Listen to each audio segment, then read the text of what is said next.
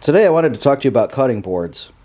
I don't do a lot of woodworking videos as far as how-to videos. It's something I do in my spare time to kind of relax and have a lot of fun with it. So this year I decided to make cutting boards for Christmas for a bunch of my friends.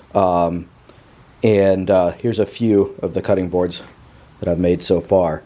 But I wanted to go through the process with you. Maybe this will help you guys out. Even if you're already making cutting boards, maybe it'll help you out as far as making them quicker or better. So this is just my process. So I start out cutting everything down into strips. So here's my strips that are ready to go in this bucket. I cut them up here on the table saw. This project, I wanted to do something really unique.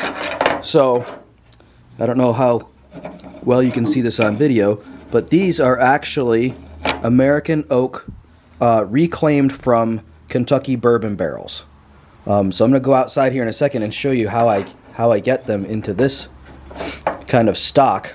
I have a guy that lives nearby that sells used whiskey barrels for various projects, and he sold me a whole bunch of these barrel tops because the tops are flat, relatively flat, right? Unlike the staves that are kind of curved, right? So these are the flattest part of the board. So what I went through is I just went through and cut off all the ends. So you can see all the rounded ends that I can't use to make boards with. I'm saving those because I actually put them in my smoker for cooking meat. And it makes a really great flavor. So I have cut off ends that I've saved for smoking, and I also have just some pieces that were just unusable. That's like the tongue and groove sections. And for the same thing. So I'm not wasting anything. Those are going to be great for smoking meats and stuff. But these are the pieces that I processed down for the cutting boards. So after I cut them down, then I just run them through my planer here until they're planed down to where all of the char is gone, and then it just exposes the beautiful oak underneath. So all of the cutting boards that I've made this year have a little bit of American oak in there, and I think it's really cool because it's repurposed, and it gives the barrels a new chapter. So after I've cut everything down into strips, then it's time to glue up. So I just select a bunch of strips that make a nice pattern, and I usually have rough dimensions that I want, and I'll put them here between these two bar clamps. These are just bar clamps from Harbor Freight Tools. I think they work great.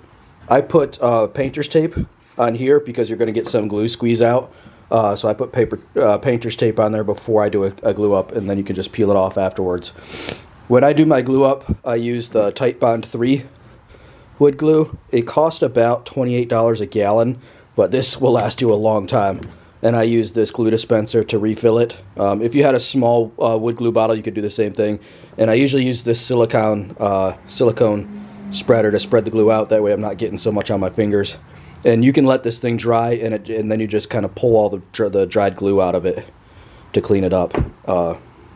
So that works pretty good. So after my glue up, then I'm going to come through over here to the belt sander. Then I'm going to round off the corners like this. I want to make a nice clean radius that prevents chipping and stuff like that, and it also gives a nice visual appeal. So I make my corners. I usually just grab something round, like this canning jar lid. And I trace it on there, and then once I trace the shape on there, then I'll just use the belt sander and work that radius until it's down where I want it. Okay. The next thing that I'll do after I make the corners on the boards, I'll bring it over here to my little router table. It's just a cube that I built, but it's got a router underneath there, and I just use a 45 bit. I don't like the rounded over look. I kind of like the nice 45 chamfer look.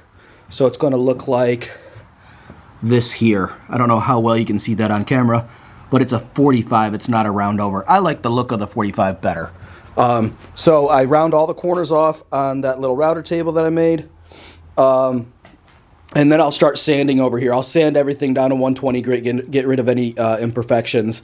And then right before I do the final sanding, I do my brand. I have a brand here. It's a branding iron. I just heat it up with this torch, and it just says handcrafted by Micah Martin. I don't know if that's going to focus. Come on. There we go. So I burn my brand into there right before I do the final sanding, and then I sand it down to 320. Sometimes I'll do a 220 in the middle, so 120 to 220 to 320. So then I'll sand everything down to 320 after I've done the branding, and then I'll apply the oil finish. We need to use food grade oil finish because people are going to be putting cheeses and meats and stuff like that on these boards.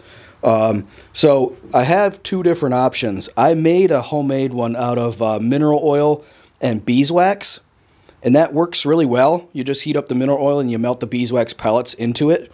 It works really well, but it's been a little bit colder here in North Carolina, obviously, because it's December now.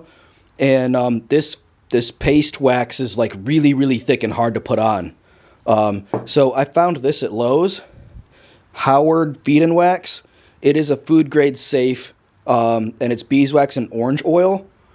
And it's works really good. It's a lot thinner in viscosity, so it's a lot easier to apply and spread on. So what I do is I put a very generous coat on there after I've sanded down to 320, and I let it set overnight and just kind of soak into the wood. The next day, I'll take it just like this. These haven't been resanded yet, so you can see there's still a residue on them. And I'll hit it again with my 320 grit sandpaper. And what that does is any grains that have raised when you apply the finish, sometimes the grains will the grains will expand and raise up. And that will knock them down so you get a nice smooth finish again. So these two are going to get sanded one more time with this 320, both sides, and then we'll reapply our final finish of the feed and wax. And then what I do is I let it dry again overnight, and then I buff any excess off, and then they're done. So these are the ones that are completely done over here. I've got, let's see, I think I have 9 of them sitting here. These are done. These are ready to be gifted. Some of them turned out extremely well. I love the colors in this one, as well as this one here. This one that you're looking at now is all American oak from the bourbon barrels and American walnut. This one here, the orange colors are Padauk from Africa. Really, really nice colors. And what you can see too is in the American oak with the whiskey barrel stuff, you can see those like little flecks in there. It looks almost like scratches, but it's just flecks in the wood. Anyway, these ones are gonna have a final polishing with a clean rag, and then they'll be ready to be gifted. So right now they're just sitting here waiting for me to do a final, like a final buffing or polishing, whatever you want to call it, and then I'll wrap them in butcher paper and they'll be ready to give out for Christmas. So I just wanted to go through my little process with you guys. Hopefully it'll help you, and if I don't talk to you before then, have a Merry Christmas. Take care.